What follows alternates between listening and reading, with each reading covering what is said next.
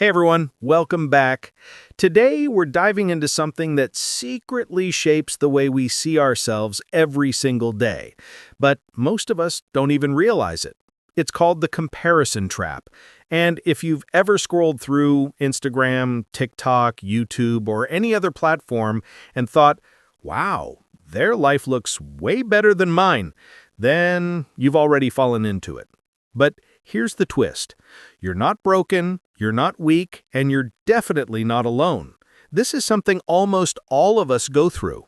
And today we're going to talk about why social media makes us compare so much, how that comparison messes with our happiness, and most importantly, how to break free from it. So grab a drink, settle in, and let's get real about why the highlight reels we see online are stealing joy from our real lives. 1. Why comparison is hardwired into us.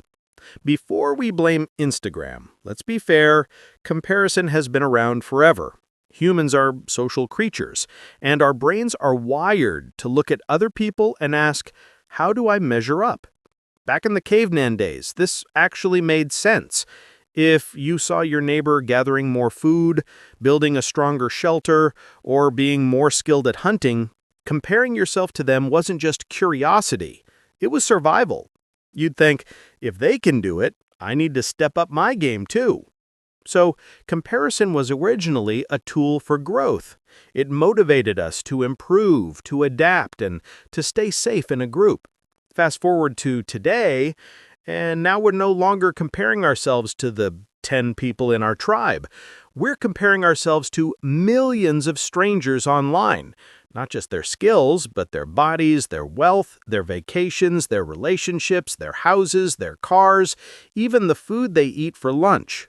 Our brains are basically overwhelmed. What used to be a survival mechanism has turned into a mental health nightmare. Number 2, the highlight reel effect. Here's the thing. Nobody posts the whole truth online. We don't share the messy bedroom, the boring Monday, the fight with a partner, or the day we cried in the bathroom. What we post is the highlight reel, the best angle, the best filter, the most exciting moments. And guess what? When you look at everyone else's highlight reel while you're living your unfiltered everyday reality, of course you're going to feel like you're falling behind. It's like comparing your behind-the-scenes footage to someone else's polished movie trailer. No wonder it feels like you're losing. But here's the truth that we often forget. Those perfect lives are edited. They're curated. They're not fake, but they're not the full picture either. Number 3, why social media amplifies unhappiness. So why does this matter? Because constant comparison actually changes how we feel about ourselves. Studies show that the more time we spend scrolling on social media, the more likely we are to experience symptoms of depression, anxiety, and loneliness. And it's not hard to see why. Imagine this. You wake up, check your phone, and see your friend just bought a new car. Then you scroll a bit more, someone else got engaged. Then another person is showing off their vacation in Greece. By the time you get out of bed, you feel like your life is small, boring, behind schedule. But here's the kicker. All those people probably also woke up, looked at someone else's post, and felt the exact same way. It's a cycle. Everyone's comparing, everyone feels like they're not enough, and nobody's really winning. Number 4, the endless game of better than. The comparison trap is like a treadmill. You keep running, but you never get anywhere. You might feel good for a moment when you think, well, at least I'm doing better than that person, but then you scroll 2 seconds more and find someone who seems 10 steps ahead of you. There's always someone richer, fitter, more successful, or more beautiful. That's the game. And the truth is, it's a game you can't win because the finish line keeps moving. Even people who seem to have it all fall into the trap.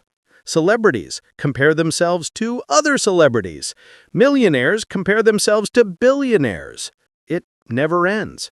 Number 5, how comparison steals joy. Here's the saddest part. Comparison doesn't just make us feel bad about ourselves, it also robs us of appreciating what we already have. Think about it. You might love your apartment until you see someone else's mansion. You might feel proud of your promotion until you see someone younger running their own company. Suddenly, your achievements don't feel like enough. Your happiness shrinks not because your life got worse, but because you changed who you were measuring against. The truth is, gratitude and comparison can't live in the same room. One pushes out the other. Number 6, how to break free from the trap. All right, so now the big question. How do we stop this? Is it even possible in a world where social media is everywhere? The answer isn't to delete everything and move to the mountains. It's about changing how we use these platforms and how we talk to ourselves. Here's a practical steps. 1. Curate your feed.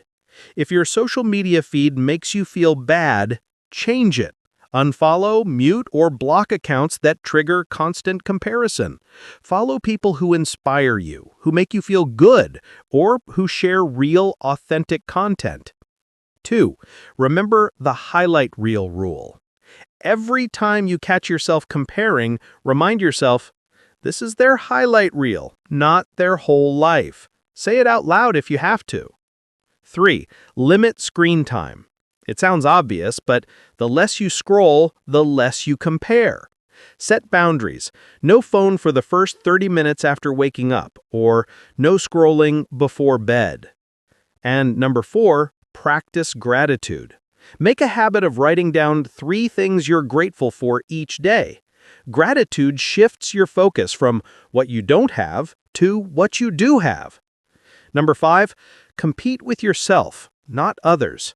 Ask yourself, am I doing better than yesterday's me? That's the only comparison that really matters. Number 7, the bigger picture. Here's the thing. Social media itself isn't evil. It connects us, entertains us, and gives us opportunities we've never had before. But when we forget that it's a carefully edited world, we risk letting it dictate how we see ourselves. Breaking free from the comparison trap isn't about never comparing again. It's about becoming aware when it's happening and choosing to step back. Because at the end of the day, the only life you need to measure is your own. And the only person you need to outdo is the version of yourself from yesterday. So the next time you find yourself scrolling and thinking, wow, their life is so much better than mine, pause. Take a breath and remind yourself that behind every perfect picture is a real human being with struggles, doubts, and bad days, just like you. You are not behind. You are not failing. You are exactly where you're supposed to be. And if you can hold on to that truth, little by little, the comparison trap will lose its grip on you. That's the end of today's deep dive. If this resonated with you, don't just keep it to yourself. Share it with a friend who might also be caught in the trap. Because sometimes, all it takes is one reminder to shift our perspective.